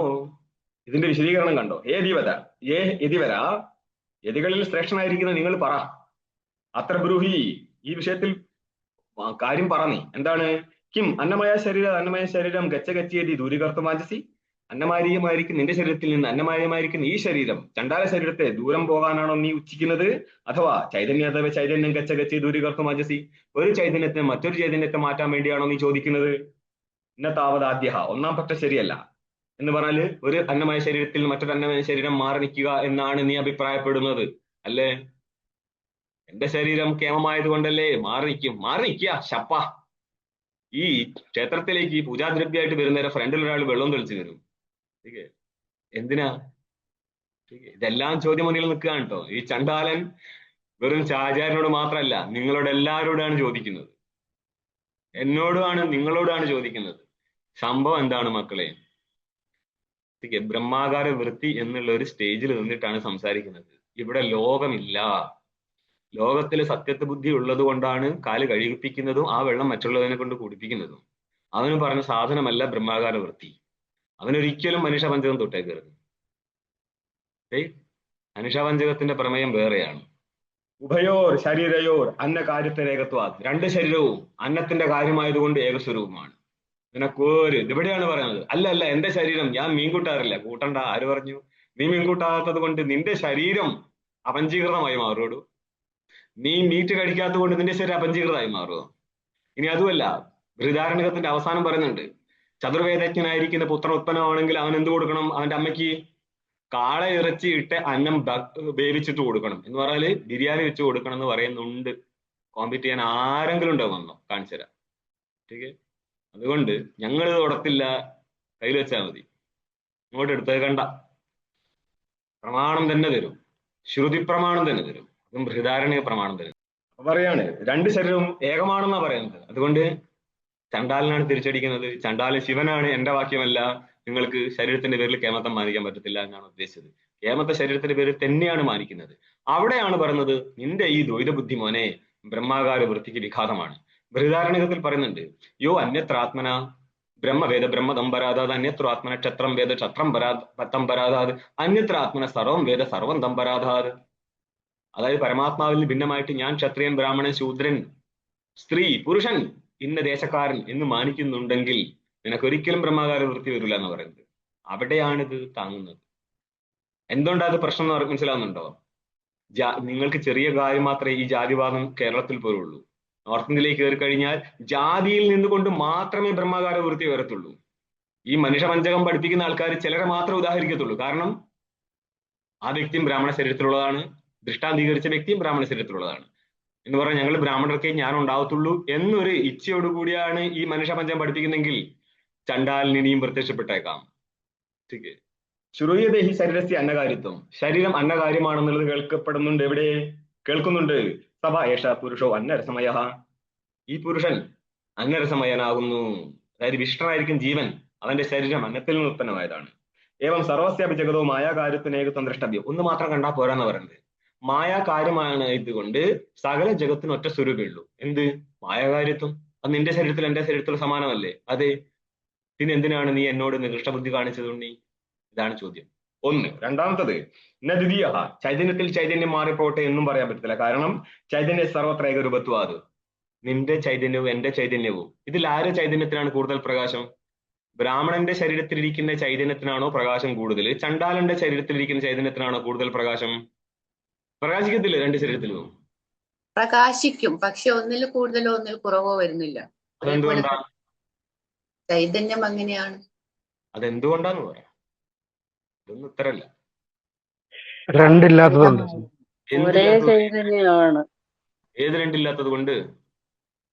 രണ്ട് ശരീരം. ഒരേ ചൈതന്യം. രണ്ട് ശരീരം. ശരീരം ശരീരം രണ്ടില്ലേ? ചൈതന്യം രണ്ടില്ലാത്തതുകൊണ്ട്. ചൈതന്യം രണ്ടില്ലാത്തതുകൊണ്ട്. നിങ്ങൾ എന്തൊരു മക്കൾ ഇത്രയും കാലം പഠിച്ചിട്ട് ഇങ്ങനെയൊക്കെയാണ് കുട്ടികളെ വ്യവഹരിക്കുന്നത്? നിന്റെ ചൈതന്യം എന്റെ ചൈതന്യം എന്ന് പറഞ്ഞ ഉണ്ണിക്കുട്ട, രണ്ട് ചൈതന്യം ഇവിടെ ഇല്ല. സർവക്ഷേത്രേഷു മാം ക്ഷേത്രജ്ഞം വിദ്ധി എന്ന് പറയത്തില്ലേ? നിന്റെ ശരീരത്തിലെ ക്ഷേത്രജ്ഞനെ നിനക്കറിയാം, നീ എന്ന് അഭിമാനിച്ചുകൊണ്ട്.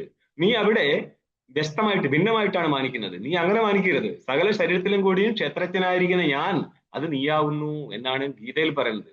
സമാന പ്രസംഗമാണ് ഇവിടെ. ചൈതന്യശേഖരൂപത്വാത്. ഇതെവിടെയാ പ്രമാണമുള്ളത്? ഏകോ ദേവ സർവഭൂതേഷു ഘൂട്ട സർവവ്യാപി സർവഭൂതാന്തരാത്മ കർമാധ്യക്ഷ സർവഭൂതാദിവാ സാക്ഷാത് സാക്ഷി ചേത കേവലോ നിർഗുണശ്ച. ശ്വേതശേഖരം 6:11. ഏകനായിരിക്കുന്ന ദേവനാണ് സകല ഭൂതങ്ങളിൽ ഗൂഢമായിരിക്കുന്നത്. ഗൂഢോ ഗൂഢോയം ആത്മാ ഗൂഢാത്മാ പുരുഷോദരാദി യഥോപദിഷ്ടം. അപ്പം ഗൂഢമായിരിക്കുന്നേ, അതായത് സ്വഭാവത്തിൽ വെളിപ്പെടാതെ എന്നിട്ടും അഹം എന്ന് വിശിഷ്ടമായി അഭിമാനിച്ചിരിക്കുന്ന ഒരു ജീവനുണ്ട്. സർവവ്യാപിയാണ്, സകല ഭൂതങ്ങളുടെ അന്തരാത്മാവാണ്. അവനാണ് കർമ്മങ്ങളുടെ അധ്യക്ഷൻ എന്ന് പറഞ്ഞ പ്രകാശകൻ, സാക്ഷി. സർവഭൂതങ്ങളിൽ അധിവസിക്കുന്നവനാണ്. സാക്ഷിയായിരിക്കുന്ന ചേത കേവലനായിരിക്കുന്ന നിർഗുണ സ്വരൂപനാണ്. ഇതാണ് നമ്മൾക്ക് അദ്വൈതത്തിൽ പലപ്പോഴും കയറി വരുന്നത്. ചേത സാക്ഷി കേവലോ നിർഗുണശ്ച. നിർഗുണനായിരിക്കുന്ന സാക്ഷിയാണ് ഇവൻ. പ്രസിദ്ധമായിരിക്കുന്ന മന്ത്രത്തിന്റെ ഒരു ഭാഗം നിങ്ങൾ കാണത്തുള്ളൂ. സാക്ഷി ചേത കേവലോ നിർഗുണശ്ച. ഇത് ചേതാശ്വര മന്ത്രമാണ്. അപ്പൊ എന്ത് പറ്റി? സകല ഭൂതങ്ങളിലും കൂടി ഏകനായിരിക്കുന്ന ആത്മാവേ ഉള്ളൂ. നിനക്കും എനിക്കും കൂടി ഒറ്റ സ്വരൂപേ ഉള്ളൂ. എങ്ങോട്ട് മാറും? മാത്രമല്ല സർവ്വവ്യാപിയാണ്. സർവ്വവ്യാപിക്ക് അങ്ങോട്ട് മാറിയാൻ പറ്റുമോ? ഇതുവഴി പോട്ടെന്ന് പറഞ്ഞിട്ട് പറ്റത്തില്ല. അപ്പോൾ നിന്റെ ആത്മാവ് എന്റെ ആത്മാവിനും തമ്മിൽ ഒറ്റ സ്വരൂപവും അതിനാണെങ്കിൽ വ്യാപകത്വം ഉള്ളത് കൊണ്ട് മാറിക്കാൻ പറ്റത്തില്ല. ഇനി പറ, ചൈതന്യത്തിന് മാറിക്കാൻ പറ്റത്തില്ല, ജഡത്തിന് മാറി നിൽക്കാമായിരുന്നു. പക്ഷെ നിന്റെ കേമത്വം എവിടെയാ? ശരീരത്തിലാണ്. പക്ഷെ ആ ശരീരം പാഞ്ചഭൗതികമായതുകൊണ്ട് നിന്റെയും എന്റെ ശരീരത്തിനും പ്രത്യേകിച്ച് ഒന്നും ഗുണവും നീചത്വവും പറയാൻ പറ്റത്തില്ല. ഇവിടെ ഒന്നും ചെയ്യാൻ പറ്റത്തില്ല. കുടുങ്ങി. നമുക്ക് വേണമെങ്കിൽ എടുത്ത് ഉദ്ധരിക്കാൻ പറ്റുന്ന ശരീരത്തിലെ മഹാത്മ്യമാണ്. ठीक है. ഞാൻ പഴവും പാലേ കുടിക്കാറുള്ളൂ, ശരീരം ഉത്കൃഷ്ടമാണ്. ചണ്ടാല നീ മീറ്റ് കഴിക്കുന്നവനാണ്, അതുകൊണ്ട് നികൃഷ്ടമാണ് എന്ന് പറയാമായിരുന്നു. പക്ഷെ അവിടെയാണ് ചണ്ടാലൻ പ്രശ്നം ഉണ്ടാക്കുന്നത്. എന്ത്? ബോധവും വിവരം കുറച്ച് വേണം. മായാകാര്യം മായകം മാത്രമാണ് ഉണ്ണി. അത്രയും മാത്രമല്ല, ഇനി അടുത്ത സ്റ്റെപ്പ് ചണ്ടാലൻ വെച്ചിട്ടില്ല ഇവിടെ. മായകമായതുകൊണ്ട് കൽപ്പിതമാണ്. കൽപ്പിതമായിരിക്കുന്ന വസ്തുവിലെ നിന്റെ ശക്തമായിരിക്കുന്ന അസ്തിത്വ ബുദ്ധിയാണ് നിന്നെ കൊണ്ട് എന്നോട് മാറി നിൽക്കാൻ പറഞ്ഞത്. മനസ്സിലായോ? ഈ പരമാത്മ ബോധം ഉണ്ടായിരുന്നെങ്കിൽ നീ ഈ വർത്തമാനം പറയാൻ പാടില്ലായിരുന്നു. ഇവിടെയാണ് ചോദ്യം വേറൊരു രണ്ടിലേക്ക് മാറുന്നത്. ഇവിടെ മാത്രമല്ല, അതാണ് നമ്മളെ ക്ഷേത്രപൂജാ സ്ഥലത്തേക്കും ചോദിക്കുന്നത്. എന്തിന്റെ മഹാത്മ്യം കൊണ്ടാണ് പൂജാരി കുളിക്കാൻ പോയത്? എന്തിന്റെ മഹാത്മ്യം കൊണ്ടാണ് കല്ല് പരമാത്മാവായത്? എന്തിന്റെ മഹാത്മ്യം കൊണ്ടാണ് കേരളത്തിലെ ക്ഷേത്രത്തിലേക്ക് അന്യർക്ക് പ്രവേശിക്കാൻ പറ്റാത്തത്? എന്ത് കണ്ടു നിങ്ങൾ ഈ മനുഷ്യ പഞ്ചകം ഉയർത്തിപ്പിടിച്ചിട്ട് എവിടെയാണ് ബുദ്ധിയുടെ തല ഇരിക്കുന്നത്? നഹി ഏകസ്യ സർവഗതസ്യ ചൈതന്യസ്യ ദേശാന്തരം പ്രത്യവസരണം സംഭവതി. ഏകനായിരിക്കുന്നേ സർവഗതനായിരിക്കും ചൈതന്യത്തിൽ ഒരു ദേശത്തിൽ മറ്റൊരു ദേശത്തിലേക്ക് മാറിയേക്കാൻ പറ്റത്തില്ല. ഇനി നിങ്ങൾ ശ്ലോകം നോക്കാം. ജാഗ്ര സ്വപ്ന സുഷുപ്തിഷു സ്ഫുടതര യാ സംവിദുജൃംഭതേ. ജാഗ്രത്, സ്വപ്നം, സുഷുപ്തി, 3 അവസ്ഥകള്. ഇതിനെക്കുറിച്ച് നിങ്ങളുടെ കയ്യിൽ പുസ്തകം, അതായത് മനുഷ്യപഞ്ചം ഉണ്ടെങ്കിൽ 517 പേജ്, അതായത് പ്രകരണ ദ്വാദശിക്ക് അനുസരിച്ചാണ് ഞാൻ പറയുന്നത്, അതിന്റെ അവസാന ഖണ്ഡികയിൽ കാണാം. യഥാ ആദിത്യാദി അനുഗൃഹീത ചക്ഷുരാദി ഇന്ദ്രിയൈ ശബ്ദാദി സ്ഥൂല വിഷയാണാം ഉപലബ്ധിസ്തഥാ ജാഗ്രതാവസ്ഥ. ആദിത്യാദി അനുഗ്രാഹക ദേവതകളുണ്ട്. ഏതിന്റെ? ചക്ഷുരാദി ഇന്ദ്രിയങ്ങളുടെ. ഓക്കെ, രണ്ടെണ്ണമുണ്ട് ശരിക്കത്. അനുഗ്രാഹക ദേവത വേറെയാണ്, ഗോളകം വേറെയാണ്. ബൃഹദാരണ്യകത്തിൽ വരും. ഗോളകത്തിന് വേണ്ടിയിട്ട് ദേവത വേറെ, ഇന്ദ്രിയത്തിന് വേണ്ടിയിട്ട് ദേവത വേറെ. അപ്പോൾ ഇന്ദ്രിയത്തിന് അനുഗ്രാഹകനായിരിക്കുന്ന ആദിത്യാദി ദേവതകളുണ്ട്. ഈ ദേവതകളാൽ അനുഗ്രഹീതങ്ങളായിരിക്കുന്ന ഇന്ദ്രിയങ്ങളാൽ ശബ്ദാദികളായിരിക്കുന്ന സ്ഥൂല വിഷയം, ശബ്ദം സ്ഥൂലമാണ് പോലും, ആണോ?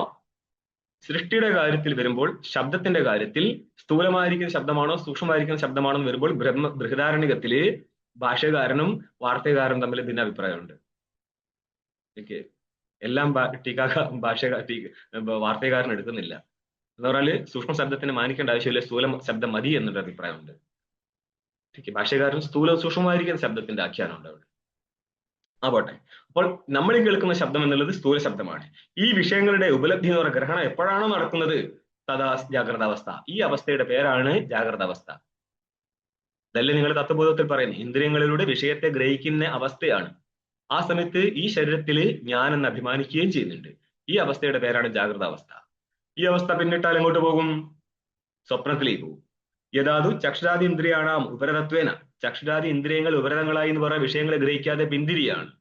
അപ്പൊ എങ്ങോട്ട് പോകും? ചിത്തസ്യാപി ബാഹ്യ വ്യാപാര ഉപരമഹ കേവലം.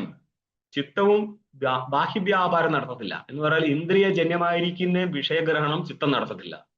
പക്ഷേ ആ ജാഗ്രതാവസ്ഥയിൽ ഗ്രഹിച്ചിരിക്കുന്ന, മുമ്പ് ഗ്രഹിച്ചിട്ടുണ്ടല്ലോ, അതിന്റെ വാസനയിൽ നിന്ന് ഒരു ലോകത്ത് ഉത്പാദിപ്പിക്കും.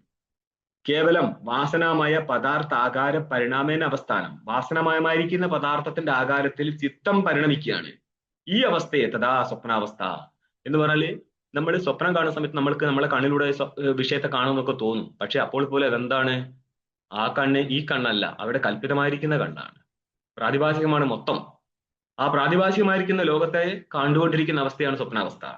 യഥാതു കാരണഭൂതേ ഭാവരൂപ അജ്ഞാനേ. അതായത് സുഷുപ്തിയിലേക്ക് പോകുമ്പോൾ അജ്ഞാനത്തിലേക്ക് ലീനമാവുകയാണ് ആര്?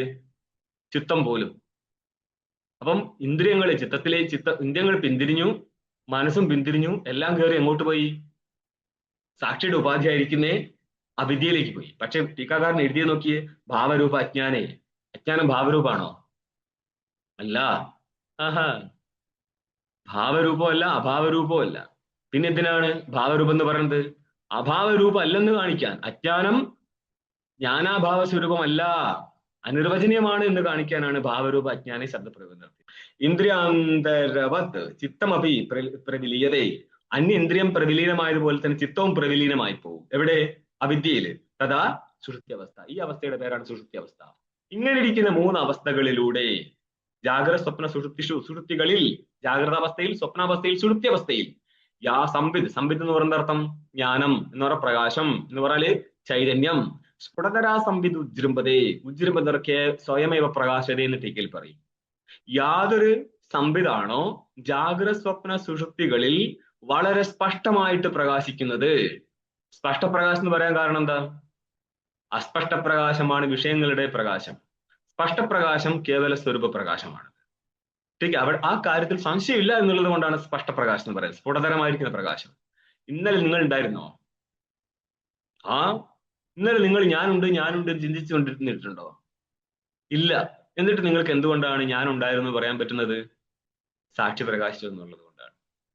ആ പ്രകാശം എടുത്തിട്ടാണ് സ്ഫുടമായിരിക്കുന്ന സംവിധം എന്ന് പറയുന്നത്. യാതൊരു സ്ഫുടമായിരിക്കുന്ന സംവിധാണോ എങ്ങനെ പ്രകാശിക്കുന്നത്? ജാഗ്രതാവസ്ഥയിൽ നമ്മൾക്ക് തിരിച്ചറിയുന്നുണ്ട്. കാരണം പ്രമാതാവും പ്രകാശിക്കുന്നുണ്ട്. സ്വപ്നാവസ്ഥയിൽ സാക്ഷി സ്വരൂപത്തിൽ. അതുകൊണ്ടാണ് ജാഗ്രതയില് സ്വപ്നത്തിന് സ്മരിക്കാൻ പറ്റുന്നത്. സുഷുപ്തിയവസ്ഥയിലും സാക്ഷി സ്വരൂപത്തിൽ. ജാഗ്രതയിലും സാക്ഷി സ്വരൂപത്തിൽ തന്നെയാണ്.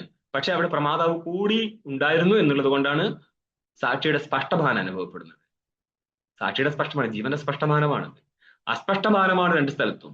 പക്ഷേ വാസ്തവത്തിൽ സ്ഫുടതരാ പ്രകാശം എന്നുള്ളത് കൊണ്ട് സ്പഷ്ടമായിരിക്കുന്ന ഭാനം തന്നെയാണ്. കാരണം സംശയമില്ല, സുഷുപ്തിയിൽ ഞാനല്ല മറ്റാരായിരുന്നു ഉണ്ടായിരുന്നു എന്ന് പറയാൻ പറ്റുമോ? അല്ല, ഞാൻ തന്നെയായിരുന്നു. അതുകൊണ്ടാണ് ആ സുഷുപ്തിയെയും എനിക്ക് സ്മരിക്കാൻ പറ്റുന്നത്. ആ രീതിയിൽ സ്പഷ്ടപ്രകാശം നേരിടുന്നുണ്ട്. യാതൊരു സംവിധാനോ ഉജ്ജൃംഭതയെ സ്വയം പ്രകാശിക്കുന്നത് ഒന്ന്. രണ്ടാമത്തത് യാ ബ്രഹ്മാദി പിപീലികാന്ത തനുഷു. തനു എന്ന് പറഞ്ഞ ശരീരം, തനുഷു ശരീരങ്ങളിൽ. എവിടെ മുതൽ എവിടം വരെ? ബ്രഹ്മ എന്നുള്ള ഹിരണ്യഗർഭൻ മുതൽ പിപീലിക, പിപീലിക എന്ന് പറഞ്ഞാൽ ഉറുമ്പ്. ഭാഷകാരൻ പറയും ബ്രഹ്മാദി സ്ഥാവരാന്തം. ഇതേപോലെ തന്നെയാണ് ബ്രഹ്മാദി പിപീലികാന്തം. ഹിരണ്യഗർഭൻ മുതൽ ഉറുമ്പ് വരെയുള്ള ശരീരങ്ങളിൽ യാ സംവിത് ഏതാണ്? ജഗസാക്ഷിണി. ഇവിടെ സാക്ഷിണി എന്നുള്ളത് സ്ത്രീലിംഗ ശബ്ദമാണ്. സാക്ഷിണി, സാക്ഷിണ്യോ, സാക്ഷിണ്യ എന്ന് വരും. അല്ലെങ്കിലോ സാക്ഷി, സാക്ഷിണി, സാക്ഷീണി എന്നോ, അല്ലെങ്കിൽ സാക്ഷി, സാക്ഷിണ്യോ, സാക്ഷിണ്യ എന്നോ പുല്ലിംഗത്തിലും സ്ത്രീലിംഗത്തിലും നപുംസലിംഗത്തിലും രൂപം വരുന്നുണ്ട്. ഇത് സ്ത്രീലിംഗ രൂപമാണ്. ജഗത്തിന്റെ സാക്ഷി രൂപത്തിൽ പ്രോത. പ്രോത എന്നുള്ളതിനെ കുറിച്ച് നിങ്ങൾക്ക് ടീക്കയില് 518 രണ്ടാം പങ്ക്തി കാണാം. അപിതു രണ്ടാമത്തെ പാരഗ്രാഫിൽ കാണാം. യാ ബ്രഹ്മാദി പിപീലികാന്ത തനുഷു. ബ്രഹ്മ മുതൽ പിപീലിക വരെയുള്ള ശരീരങ്ങളിൽ യാ പ്രോത. പ്രോതയ്ക്ക് അർത്ഥം പറയാൻ ആത്മഭാവേന അവഭാസകതയെ അവസ്ഥിതായ സംവിധ. ആത്മരൂപത്തിൽ ബ്രഹ്മ മുതൽ എന്താ പറയുക ഉത്കൃഷ്ടമായിരിക്കുന്ന ഹിരണ്യഗർഭൻ മുതൽ വളരെ ചെറിയ പിപീലിക വരെയുള്ള ശരീരങ്ങളിൽ ഒരു ചേതനൻ സ്വയം പ്രകാശനായിട്ട് പ്രകാശിക്കുന്നുണ്ട്. അതിനെക്കുറിച്ചാ പറയുന്നത് ആത്മഭാവേന, അഹം എന്ന് പ്രകാശിക്കുകയാണത്. അവഭാസകതയാ, ആരുടെ അവഭാസകനാണ്? വിഷയങ്ങളുടെ അവഭാസകനാണ്. സ്വയം പ്രകാശകനായിക്കൊണ്ട് വിഷയങ്ങളുടെയും പ്രകാശിപ്പിച്ചുകൊണ്ട് ഹിരണ്യഗർഭൻ മുതൽ ഉറുമ്പ് വരെയുള്ള ശരീരങ്ങളിൽ ഏതൊരു സംവിധാണോ ഇരിക്കുന്നത്, യാ സംവിത് ചൈതന്യ ഏകരസ പരമാത്മാ, ചൈതന്യേകര സ്വരൂപനായിരിക്കുന്ന പരമാത്മ, യാതൊരു പരമാത്മാവാണോ ബ്രഹ്മ മുതൽ പിപീലികാന്തം വരെയുള്ള ശരീരങ്ങളിൽ ഇരിക്കുന്നത്. ഇത് രണ്ട് ഘട്ടമാണിത്. ഒന്ന്, ഒരു ജീവനെ എടുത്തിട്ട് ആ ജീവന്റെ ജാഗ്രത സ്വപ്ന സുഷുപ്തികളിൽ യാതൊരു ചൈതന്യം പ്രകാശിക്കുന്നുവോ. രണ്ടാം ഘട്ടം എന്താണ്? എല്ലാ ജീവന്മാരിലൂടെയും യാതൊരു സാക്ഷി ചൈതന്യം പ്രകാശിക്കുന്നുവോ. ഇതിനെ എവിടെയായിട്ട് ബന്ധപ്പെടുത്താം? ഗീതയിലെ ക്ഷേത്രജ്ഞം ചാപി മാം വിദ്ധി സർവക്ഷേത്രേഷു ഭാരത.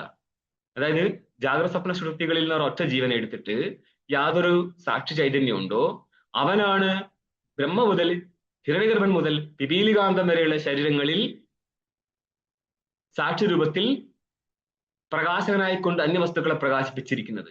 അവനാണ് ജഗത്തിന്റെ സാക്ഷി, ജഗത്തിനെ പ്രകാശിപ്പിക്കുന്നവനാണ്. അപ്പൊ ബ്രഹ്മ മുതൽ പിപീലികാന്തം വരെയുള്ള ശരീരങ്ങളിലൂടെ വിഷയത്തെ പ്രകാശിപ്പിക്കുമ്പോൾ അവൻ ജഗത്തിനെ പ്രകാശിപ്പിക്കുകയല്ലേ ചെയ്യുന്നത്. മൊത്തം ജഗത്തിനെ ആര് പ്രകാശിപ്പിക്കും? ജീവന്മാരിലൂടെ പ്രകാശിപ്പിക്കുകയാണ്. അതുകൊണ്ടാണ് ജഗസാക്ഷിയെ പറയുന്ന ബ്രഹ്മ മുതൽ ഹിരണ്യഗർഭൻ മുതൽ പിപീലികാന്തം വരെയുള്ള ശരീരങ്ങളിലൂടെ ജഗത്തിനെ പ്രകാശിപ്പിച്ചും കൊണ്ട് ആരാണോ സാക്ഷി രൂപത്തിലിരിക്കുന്നത് അത് ആരാ ശരിക്ക്? തേവാഹം, അവൻ ഞാനാകുന്നു. ആരല്ല? ഞാൻ ദൃശ്യവസ്തു, ഞാൻ ശരീരമല്ല. രണ്ടുവിധ വസ്തുക്കളുള്ളൂ, ദൃശ്യമായിരിക്കുന്ന ശരീരവും ദ്രഷ്ടാവായിരിക്കുന്ന ചേതനനും. അപ്പോൾ ഞാൻ ബ്രഹ്മ മുതൽ പിപീലികാന്ത തനുക്കളിൽ ശരീരങ്ങളിൽ ജഗത്തിനെ പ്രകാശിപ്പിച്ചും കൊണ്ട് എന്റെ ശരീരത്തിൽ ജാഗ്രത സ്വപ്ന സുഷുപ്തി അവസ്ഥകളിൽ സകല അവസ്ഥയും പ്രകാശിപ്പിച്ചും കൊണ്ട് അങ്ങനെ ഇരിക്കുന്ന ചേതനനായിരിക്കുന്നവൻ ഞാനാകുന്നു എന്ന് യാ ദൃഢപ്രജ്ഞ യസ്യ അസ്തി. ഈ ഒരു ദൃഢപ്രജ്ഞ ആർക്കാണുള്ളത് എന്ന് പറഞ്ഞാല് അപരോക്ഷ ബ്രഹ്മാകാര വൃത്തി എന്ന് പറഞ്ഞാൽ ഞാനായിരിക്കുന്ന ചേതനനാണ് ജാഗ്രത സ്വപ്ന സുഷുപ്തികളിൽ ഒരേപോലെ ഇരിക്കുന്നതും ബ്രഹ്മ മുതൽ പിപീലികാന്തം വരെയുള്ള തണുക്കളിൽ എല്ലാ വസ്തുക്കളെയും പ്രകാശിപ്പിച്ചിരിക്കുന്നത് എന്നുള്ള ബുദ്ധി ആർക്കാണോ ഉള്ളത് അവൻ ചണ്ടാലോസ്തു സതു ദ്വിജോസ്തു, അവൻ ചണ്ടാലനായിരിക്കട്ടെ ദ്വിജനായിരിക്കട്ടെ. ദ്വിജഹ എന്നുള്ളതിന് എന്താർത്ഥം ചെയ്യണം? ജന്മനാജായതേ ശൂദ്രോ കർമ്മണാജായതേ ദ്വിജഃ വേദാധ്യായി ഭവേദ് വിപ്രോ ബ്രഹ്മജാനാദി ബ്രാഹ്മണഃ ഇത് സ്മരണാത്. ഇത് രണ്ടാമത്തെ ടീക്കയിലാണേ ഉള്ളൂ. ഇങ്ങനെ ഇതുമായിട്ട് ബന്ധപ്പെട്ട് കുറെ ശ്ലോകങ്ങൾക്ക് വ്യത്യാസമുണ്ട്. ജന്മന ജായതേ ശൂദ്ര, ജന്മം കൊണ്ട് എല്ലാവരും ശൂദ്രരാകുന്നു. കർമ്മണ ജായതേ ദ്വിജഃ, കർമ്മം കൊണ്ട് ദ്വിജനാകുന്നു. വേദാധ്യായി ഭവേത് വിപ്രോ, വേദത്തെ അധ്യയനം നടത്തുന്നതുകൊണ്ട് വിപ്രനായി. എന്ന് പറഞ്ഞാല് ബ്രാഹ്മണ, ക്ഷത്രിയ, വൈശ്യ ജാതിയാണ് ദ്വിജ ജാതിയായിട്ട് മാറുന്നത്. ദ്വിജന്മം എന്ന് പറഞ്ഞാൽ ഉപനയനാനന്തരമുള്ള ജന്മവും അമ്മയുടെ ഗർഭത്തിൽ നിന്നുള്ള ജന്മവും, രണ്ട് ജന്മം. ബ്രഹ്മജാനാതി ബ്രാഹ്മണ, ബ്രഹ്മത്തെ അറിയുന്നത് കൊണ്ടാണ് ബ്രാഹ്മണൻ. ഇത് കയ്യിൽ വെച്ചാൽ മതി. ഇത് നിങ്ങൾക്ക് മനുഷ്യവഞ്ചക അന്വയിക്കുന്ന നേരം പറ്റൂ. വേദാന്തത്തിന്റെ ഉപനിഷത്ത് അന്വയിക്കുന്ന നേരം ഈ സാധനം മാനിക്കത്തില്ല. ഇതുകൊണ്ടാണ് ജാതിയിൽ നിന്നുകൊണ്ട് ബ്രഹ്മാകാര, അതായത് വ്യവഹാരത്തിൽ ദ്വൈതം ഉണ്ടെന്നും പാരമാർത്ഥികം ദൃഷ്ടി മാത്രമാണെന്നും ജാതിവാദികൾ സമർത്ഥിക്കും. പട്ടിയും ചേതനും ജീവന്റെ ശരീരത്തിലെ ചേതനും സമാനമല്ലേ? ആണ്. എന്നിട്ട് കരുതിയിട്ട് പട്ടിയുടെ പ്ലേറ്റിൽ നിന്ന് ആരെങ്കിലും മനുഷ്യന്മാര് ഭക്ഷണം എടുത്ത് കഴിക്കാറുണ്ടോ? ഇല്ലല്ലോ. അതുകൊണ്ട് ജാതി വാസ്തവമാണ് എന്ന് മാനിച്ചുകൊണ്ടാണ് ജാതിവാദികൾ ബ്രഹ്മാകാരത്തെ കുറിച്ച് ചിന്തിക്കുന്നത്. അവിടെയാണ് ചണ്ടാലൻ പ്രശ്നം ഉണ്ടാക്കുന്നത്. ഒരു സ്ഥലത്ത് മാത്രമല്ല ചണ്ടാലൻ വരുന്നത്, ചണ്ടാലൻ എല്ലാ സ്ഥലത്തും നിന്ന് ചോദ്യം ചോദിക്കുന്നുണ്ട്. അങ്ങനെ ഇരിക്കുന്നേ ഈ ചണ്ടാലനാണെങ്കിലും വേണ്ടിയില്ല. ചണ്ടാലനാരാ? നിങ്ങൾ ടീക്കെ കാണാം, ശൂദ്രാദി വിപ്രാംഗന്യ അംഗനായാം തു ചണ്ടാലോ നാമജായതേ. അച്ഛൻ ശൂദ്രനും അമ്മ ബ്രാഹ്മണിയുമാണെങ്കിൽ കുഞ്ഞാരായി? ചണ്ടാലനായി. ഇതെപ്പോ ഉണ്ടായതാണ്? ഇത് ഈ സിസ്റ്റമൊക്കെ ഉണ്ടാക്കി എന്നോ കാലത്താണ്. പിന്നെ എന്തിനാണ് ഗീതയില് വർണ്ണസങ്കരോ ജായതയും പറഞ്ഞ് നെഞ്ചത്തടിക്കുന്നത്? ഇത് ആദ്യമായിട്ട് ഉണ്ടാകാൻ പോവുകയാണോ? അല്ല. ടീക്കെ, ജാതിയുടെ ക്രമം നിങ്ങൾക്ക് ഇനി ബാക്കി കാണണമെങ്കിൽ മനുവിനെ കണ്ടാൽ മതി. മനുസ്മൃതിയിൽ കൂടുതൽ ഡീറ്റെയിൽ ഉണ്ട്. അപ്പോൾ ചണ്ടാലോ വസ്തു, ഇങ്ങനെ ഇരിക്കുന്ന ചണ്ടാലനാണെങ്കിലും പഞ്ചമവർണ്ണ നികൃഷ്ടനായിട്ടാണ് മാനിക്കുന്നത്. അതുകൊണ്ടാണ് ചണ്ടാലനാണെങ്കിലും വേണ്ടിയില്ല. ദ്വിജോവ അസ്തു, ദ്വിജനാണെങ്കിലും വേണ്ടിയില്ല. മമ മനീഷ, എന്റെ അഭിപ്രായം എന്താണ്? എന്ത്? ഗുരുഹു, ബ്രഹ്മാകാര വൃത്തി ഉണ്ടെങ്കിൽ അവൻ ഗുരു ആണ് എന്നാണ് ഈ പറഞ്ഞു വെച്ചത്. ഇത് മീറ്റർ ഉണ്ടോ ആളെ നോക്കാൻ? ഇപ്പൊ ബ്രഹ്മാകാര വൃത്തി ഉണ്ടെന്ന് ഒരു രക്ഷയില്ല. ഇങ്ങനെ പെടുമ്പോൾ മാത്രമേ മനസ്സിലാകത്തുള്ളൂ. ഓക്കെ, അതായത് ബ്രഹ്മാകാര വൃത്തി ഉണ്ട് എന്ന് അഭിമാനിച്ചുകൊണ്ട് നടക്കുന്ന ജാത്യഭിമാനിയായിരിക്കുന്ന ഭാഷകാരനും ശിവനും തമ്മിൽ ഏറ്റുമുട്ടിയപ്പോൾ ഉണ്ടായിരിക്കുന്നതാണ് ഈ ശ്ലോകം. ഇത് എഴുതിയതാരാ? ഭഗവാൻ ഭാഷകാരനാണ്. ഇതിന് കാരണം എന്താ? ഈ സംവാദമാണ്. അപ്പോൾ ഈ ഒരു ബ്രഹ്മാകാര വൃത്തി ഉണ്ടെങ്കിൽ അവൻ ഗുരുവാണ് എന്നാണ് എന്റെ അഭിപ്രായം. പക്ഷെ ഒരു ചോദ്യമുണ്ട് ഇവിടെ. ഞാൻ ചണ്ടാലച്ച കഥം ഗുരുത്വം വിധിച്ച്, ചണ്ടാലിന് എങ്ങനെയാണ് ഗുരുത്വം കിട്ടുക? അപ്പൊ സിദ്ധാന്തി പറയാണ്, എന്നാ നിത്യശുദ്ധ അസംഗ ആത്മജ്ഞാനായന ജാതി കുലാദി അഭിമാന നിവൃത്തേ. നിത്യശുദ്ധ ബുദ്ധമുക്തനായിരിക്കുന്ന ആത്മാവിന്റെ ജ്ഞാനം കൊണ്ട് ജാതി കുലാദി അഭിമാനം ചണ്ടാലനില്ല. ഭാഷകാരനുണ്ടായിരുന്നോ? അത് നിങ്ങൾ ആലോചിച്ച് നോക്കുക. സോ അന്ത്യജോബി ശുദ്ധേവ, അവൻ വ്യാവഹാരികമായിട്ട് അന്ത്യജാതിയിൽപ്പെട്ടതാണെങ്കിൽ അവൻ ശുദ്ധനാണ്. തഥാ ജസ്മര്യതേ. ഇതിനനുസരിച്ച് ഒരു മഹാഭാരതത്തിലെ ഉദ്യോഗ പർവത്തിലെ അധ്യായം 34 39 ശ്ലോകം, ന കുലം വൃത്തഹീനസ്യ പ്രമാണം കിമേമതിഹി അന്ത്യേഷു ജാതാന വൃത്തമേവ വിശിഷ്യതേ. വൃത്തഹീനസ്യ, ആചരണഹീനനാണെങ്കിൽ അവന്റെ കുലം ഒരു പ്രമാണമായിട്ട് മാറുന്നില്ല.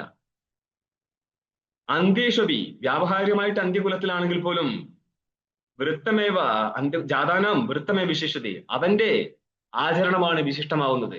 അതെങ്ങനെ, എന്തിനനുസരിച്ചാണ് ആചരണം വരിക? ജ്ഞാനത്തിനനുസരിച്ചാണ് ക്രിയ സംഭവിക്കുന്നത്. ബുദ്ധ്വ ശബ്ദാൻ പ്രയുക്തേ, ശബ്ദപ്രയോഗമാണെങ്കിലും ബാക്കി ഏത് വ്യവഹാരമാണെങ്കിലും ജാനാതി ഇച്ഛതി യതതേ എന്നല്ലേ ക്രമം. അപ്പൊ ക്രമത്തിനനുസരിച്ച് ആദ്യം വരുന്നത് ജ്ഞാനമാണ്, പിന്നെ ക്രിയ വരുന്നത്. അപ്പൊ ഒരു വ്യക്തിയുടെ ക്രിയ ഏതിനനുസരിച്ചാ? ജ്ഞാനത്തിനനുസരിച്ചാണ്. ഓക്കെ, അതല്ലാതെ കുലത്തിന്റെ മഹിമയ്ക്കനുസരിച്ചല്ല എന്നാണ് ഈ പറയുന്നത്.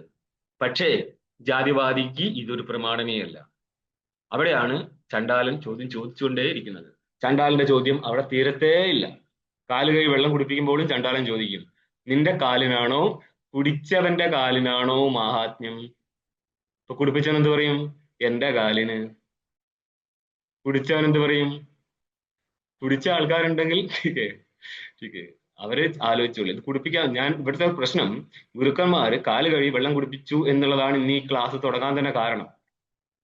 മനുഷ്യപഞ്ചകം എടുക്കാൻ പോയ ആള് തന്നെ ആളാരാന്ന് അറിയാലോ, പ്രത്യേകിച്ച് ഞാൻ പേരായിട്ട് പറയേണ്ട ആവശ്യമില്ലല്ലോ. സ്വന്തം കാല് കഴുകി വെള്ളം കുടിപ്പിച്ചു എന്നുള്ള ഒരു അപരാധം ഇത് ചണ്ടാളിനോട് ചെയ്ത അപരാധമാണോ ഭാഷകാരനോട് ചെയ്ത അപരാധമാണോ എന്ന് ആലോചിച്ച് നോക്ക്. കാരണം ചണ്ടാളൻ പറയുന്നത് ശരീരത്തിൽ മഹാത്മ്യമില്ല, ബ്രഹ്മമാണെങ്കിൽ ഏകനാണ്, പിന്നെ എന്തിന്റെ പേരിലാണ് ഊറ്റം കൊള്ളുന്നത് എന്നാണ്. അവിടെ കാല് കഴിപ്പിക്കാൻ കാണിച്ച എന്ത് മനോഭാവം ഉണ്ടല്ലോ, ഏത് വളരെ ഉത്കൃഷ്ട മനോഭാവം, അവിടെയാണ് ഇനിയും ചണ്ടാലൻ പ്രത്യക്ഷപ്പെടേണ്ടി വരുന്നത്. ഒന്നാമത്തെ ശ്ലോകം ഇവിടെ അവസാനിക്കുകയാണ്. ബാക്കി നാളെ കാണാം. ഓം പൂർണ്ണമദഃ പൂർണ്ണമിദം പൂർണ്ണാത് പൂർണ്ണമുദച്യതേ പൂർണ്ണസ്യ പൂർണ്ണമാദായ പൂർണ്ണമേവാവശിഷ്യത്തെ. ഓം ശാന്തി ശാന്തി ശാന്തി. ശങ്കരം ശങ്കരാചാര്യം കേശവം ബാദരായണം സൂത്രഭാഷ്യകൃതൗ വന്ദേ ഭഗവന്തൗ പുനഃ പുനഃ. ഈശ്വരോ ഗുരുരാത്മേതി മൂർത്തിഭേദവിഭാഗിനെ വ്യോമവദ്വ്യാപ്തദേഹായ ദക്ഷിണാമൂർത്തയേ നമഃ. ഓം ശാന്തി ശാന്തി ശാന്തി. നമോ നാരായണ. ഹരി.